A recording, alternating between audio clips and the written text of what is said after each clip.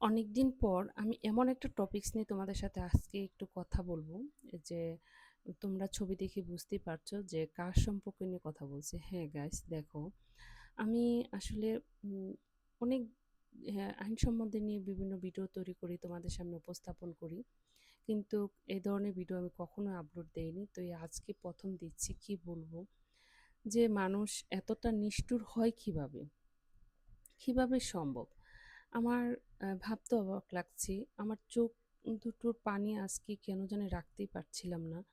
যে রামিসা নামের মেয়েটির কথাই তোমাদের গাইস বলতে চাচ্ছি। যে এত মানে একটু একটু শিশু বাচ্চা, তার কি অপরাধ ছিল, তার কি দোষ ছিল?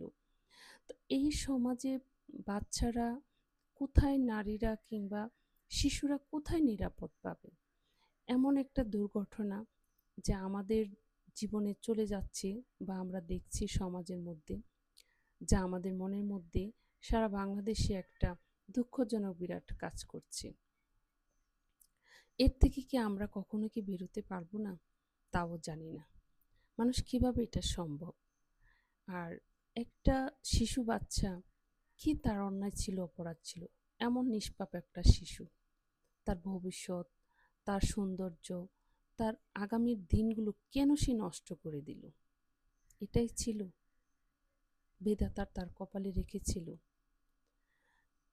গাইস, আমি মানে কি বলবো যে আমার আজকে কেন জানি শুধু বারবার রামিসার বিভিন্ন চ্যানেলে বিভিন্ন কিছু তার তথ্যগুলো শুনছি আর কেন জানি খারাপ লাগছে। তো আমি একটাই বলবো, এটা ভাষা নেই। আমাদের কি করা উচিত? প্রত্যেকের তো সন্তান আছে। এখন তো প্রত্যেক মারাই ভয় পায়, কেন জানি ভয় লাগছে, নিজেও জানি না। একজন সন্তান, একজন মা, বাবা অবশ্যই তো তার সন্তানকে আগলে রাখার চেষ্টা করে, কাছাকাছি রাখার চেষ্টা করে। তারপরও কিভাবে এই ধরনের কাজগুলো হয়ে যায়? তাহলে নিরাপদ কোথায়? আজকের শিশুরাই নাকি আগামী দিনের ভবিষ্যৎ। আর সেই শিশুরা যদি ফুল ফোটার আগেই যদি ঝরে যায় কোনো ঘাতক মানুষের জন্য, তখন তার কি শাস্তি হওয়া উচিত? গাইস, আমার তো মনে হয় যারা এই ধরনের কাজগুলা করে, আমার মতে হচ্ছে তাদেরকে একদম ফাঁসির কার্যক্রম করা উচিত। তাহলে কোনো ব্যক্তি আর কোনো ধর্ষণ শিকার হবেও না। তাছাড়া হচ্ছে একটু হলেও কমবে। ধর্ষকের বিচার যদি ফাঁসি হয়, তাহলে মনে হচ্ছে কিছুটা হলেও কমবে, একটু ভয়ভীতি কাজ করবে। জানি না আজকে কেন জানি ভীষণ খারাপ লাগছিল। আর এই কথাগুলো বলতেও খুব কষ্ট হচ্ছে, ভালো লাগছে না যে আমি তো রামিসার কিছু হই না। আর রামিসার মা বাবার কাছে জানি কেমন লাগছে।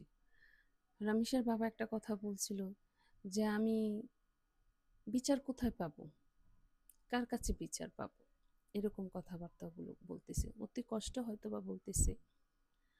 তো কিছুক্ষণ আগে আমি একটু নিউজেও দেখেছি যে আইনমন্ত্রী প্লাস হচ্ছে আহ, উম, এটার আবার অ্যাটর্নি জেনারেল যে রামিসার বিচারটা খুব দ্রুত হবে। তো আমাদের পক্ষ থেকে আহ, একটা রিকোয়েস্ট থাকবে, সুষ্ঠু বিচারটা যাতে হয়। এবং হচ্ছে এটা যদি বাংলাদেশের মধ্যে যদি একটা আইন হতো যে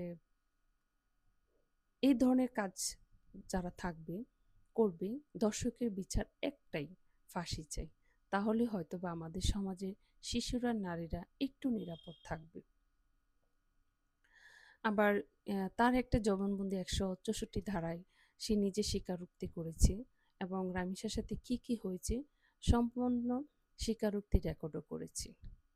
একটা শিশু মারা গেলে তখন তার ফিরে পাওয়া যায় না, কিন্তু তার বিচারটা যদি হয় তখন কিন্তু পরবর্তীতে কেউ যদি অপরাধ করতে চায়, তখন একটু চিন্তা ভাবনা করবে। এখন যদি যারা দর্শক, তাদেরকে বিচার না হয়, জামিনে চলে আসে বা কার্যক্রমটা একটু লেটে হয়, তখন কিন্তু অপরাধের তাপমাত্রা একটু বেড়ে যায়। তো আজকে সোশ্যাল মিডিয়া অনেক দেখছি যে রামিসার সম্পর্কে মানে তার পক্ষে সবাই কথা বলছে। সারা বাংলাদেশে সবার মনে একটা কান্নার বিরাজ করছে। এমন নিষ্পাপ একটা শিশু অল্পতে প্রাণ গেল, এমন ঘাতক। সো গাইস, আমার মতে হচ্ছে, আমি মনে করি দর্শকের বিচার ফাঁসি হওয়ার যদি বাংলাদেশের আইনটা পাস হয় তাহলে বেশি হয়তো বা ভালো হয়। তখনই সেই অপরাধের কাজকর্মগুলো একটু কমবে মনে হচ্ছে। আপনাদের কি মতামত অবশ্যই কমেন্ট করে জানাবেন। ধন্যবাদ। আসসালামু আলাইকুম। সেই সাথে রামিসার পরিবারকে আমার এই ছোট্ট চ্যানেল থেকে একটু সমবেদনা জানাচ্ছি।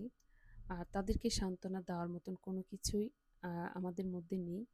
তারপরও আল্লাহর কাছে দোয়া করি, আল্লাহ যেন রামিসার বাবা-মায়ের একটু আস্তে, আস্তে হলেও তাদের সুখ সইবার ক্ষমতা আল্লাহ তাআলা তাদেরকে দেন। ভালো থাকবেন, সুস্থ থাকবেন, আপনি নিরাপদ থাকবেন। আপনার সন্তানের সবসময় খেয়াল রাখার চেষ্টা করবেন। ধন্যবাদ। আসসালামু আলাইকুম।